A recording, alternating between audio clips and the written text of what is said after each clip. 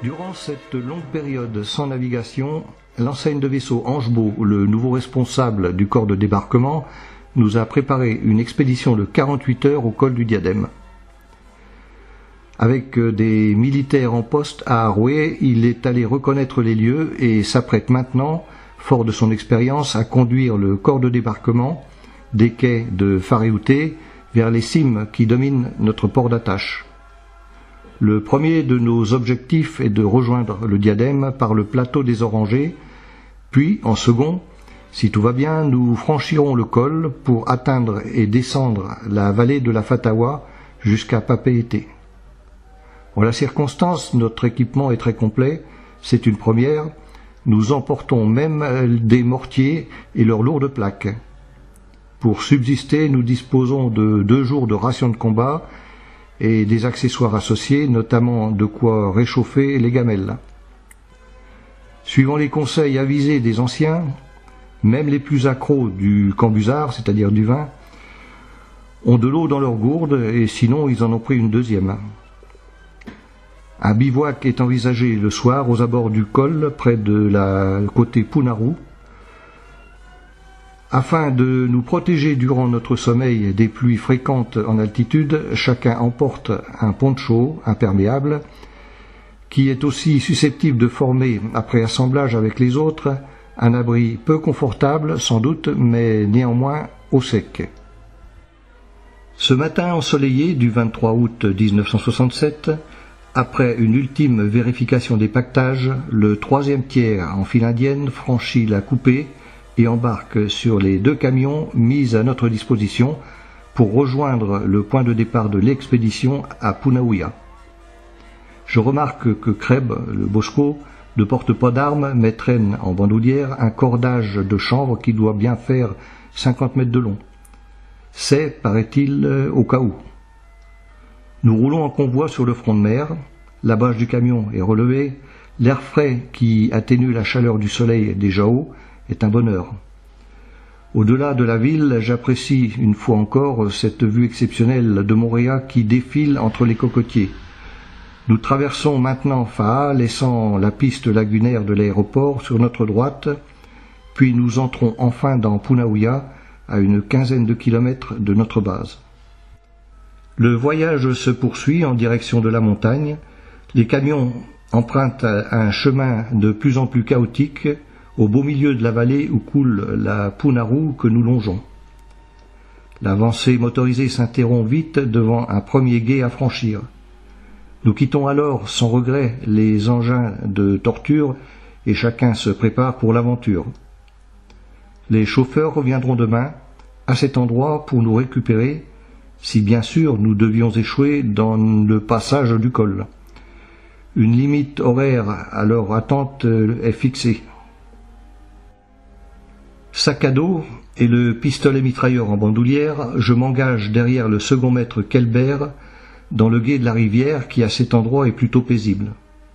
En tant que chef de pièce, je peux être amené, comme chaque servant, à porter la lourde plaque du mortier. Pour ce premier passage, je n'ai pas été sollicité, et c'est tant mieux car je n'ai pas assez de mes 2 mains pour prendre appui sur les rochers qui affleurent la surface. J'ai des difficultés à garder mon équilibre, tant le fond est caillouteux et instable. Parvenu sur l'autre rive, je constate que je ne m'en suis pas trop mal sorti. Je ne compte pas parmi les plus mouillés. Mes patogas gorgés d'eau ne sont bien sûr alourdis, mais au-dessus des genoux, tout est sec. La progression vers le plateau est lente, le chemin est à peine visible, nous traversons plusieurs fois la Punaru, avec les mêmes difficultés qu'en aval, mais aussi avec plus d'assurance. Le paysage est splendide. La végétation luxuriante laisse parfois entrevoir les murailles rocheuses de cette belle vallée.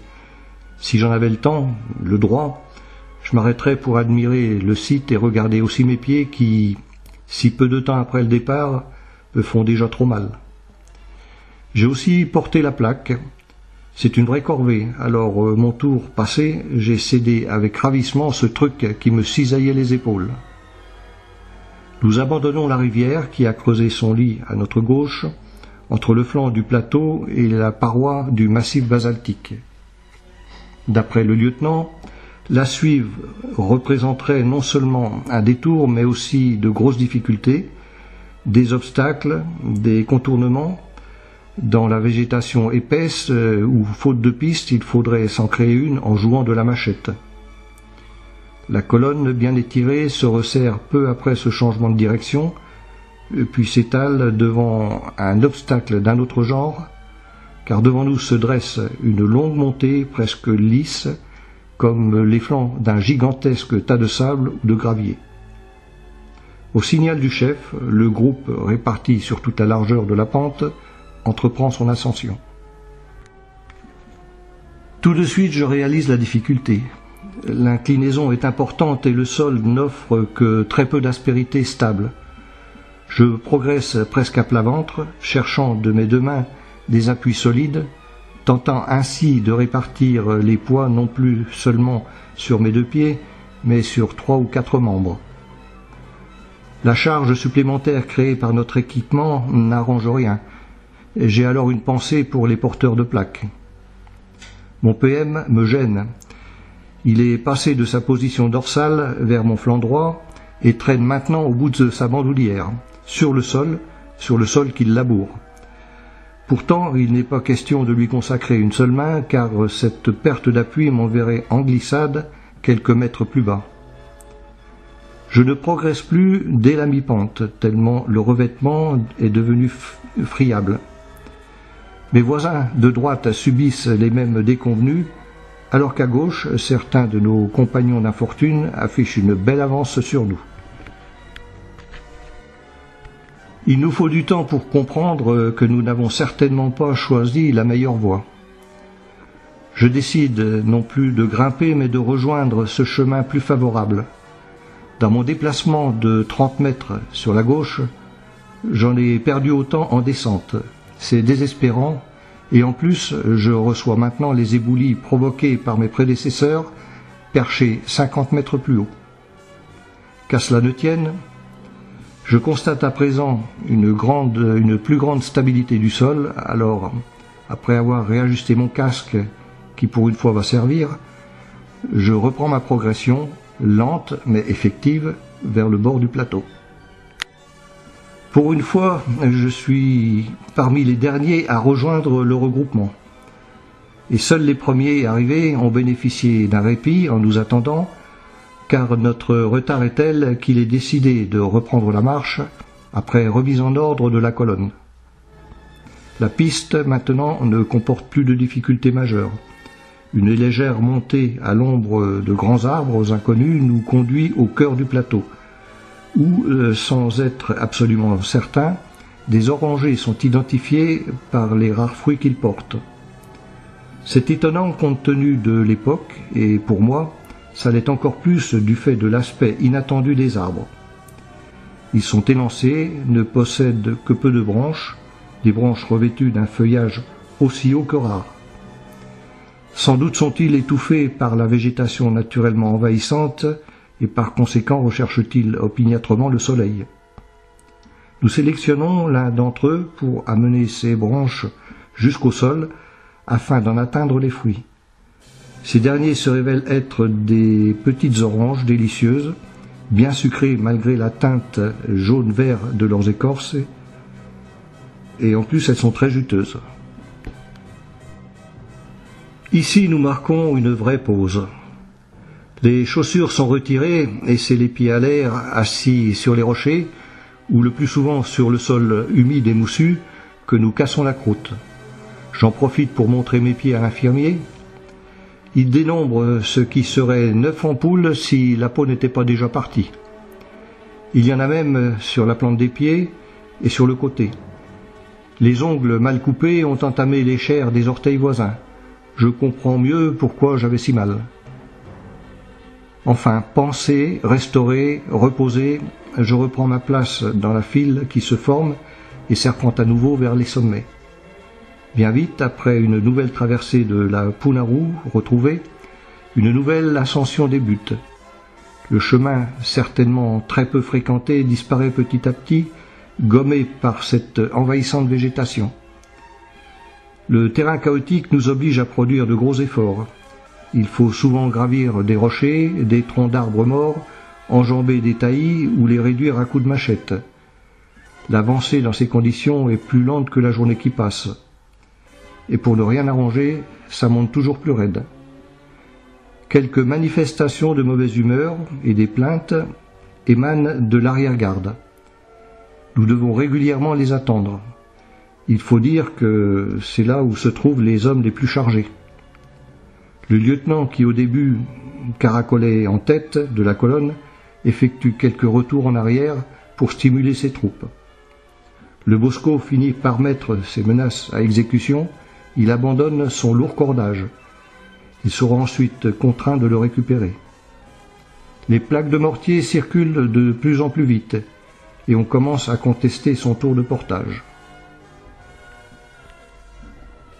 En fin d'après-midi, épuisés, sales et grognants, nous sommes tous rassemblés au pied d'une muraille infranchissable avec les moyens dont nous disposons.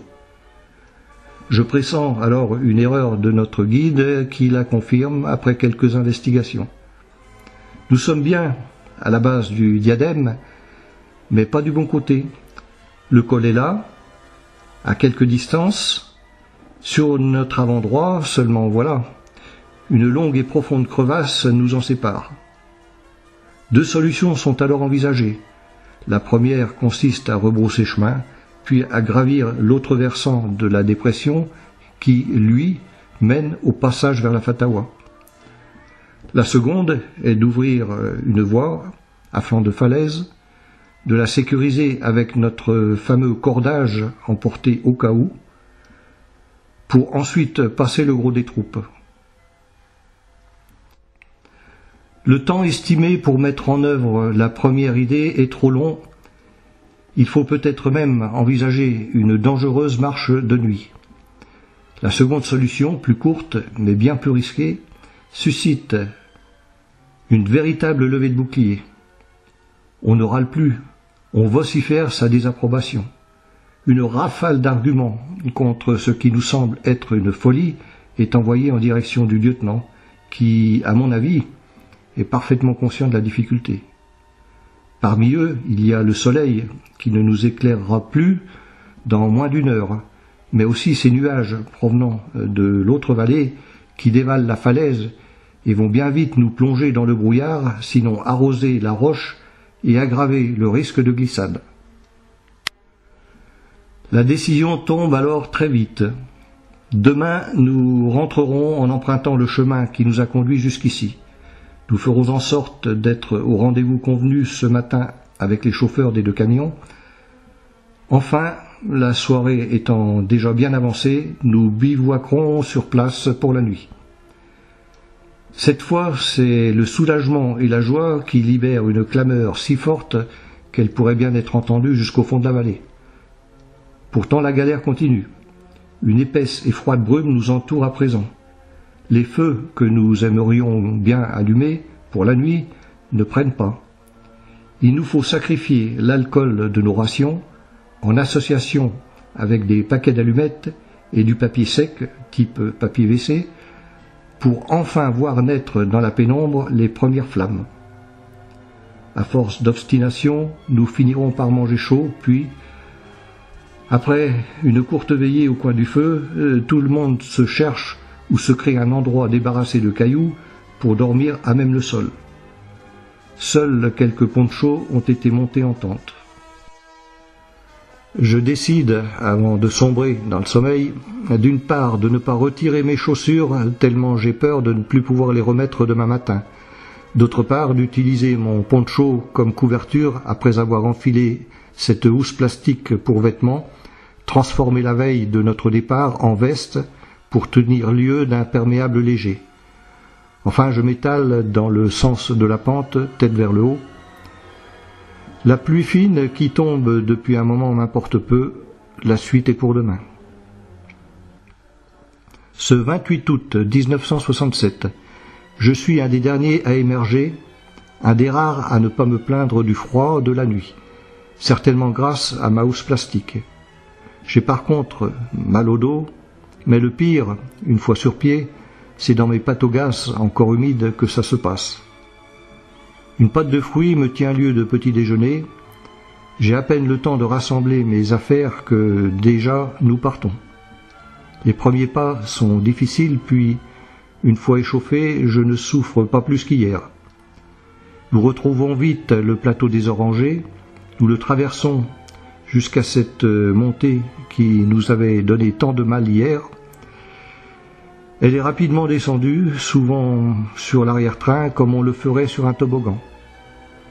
Quelques gués plus tard, et nous voilà au point de rendez-vous avec une confortable avance sur l'horaire. Plusieurs photos souvenirs des sections ont été réalisées, avec bien sûr en arrière-plan le diadème libéré de ses nuages. Je pourrai attester plus tard de ma participation à cette expédition plutôt dure pour un marin. En fin d'après-midi, nous sommes de nouveau à bord. Après la restitution du matériel et une bonne douche, je file comme convenu à l'infirmerie, où on me soigne, cette fois avec des moyens efficaces. Spontanément, le médecin me délivre une exemption du port des chaussures, même pour le quart à la coupée.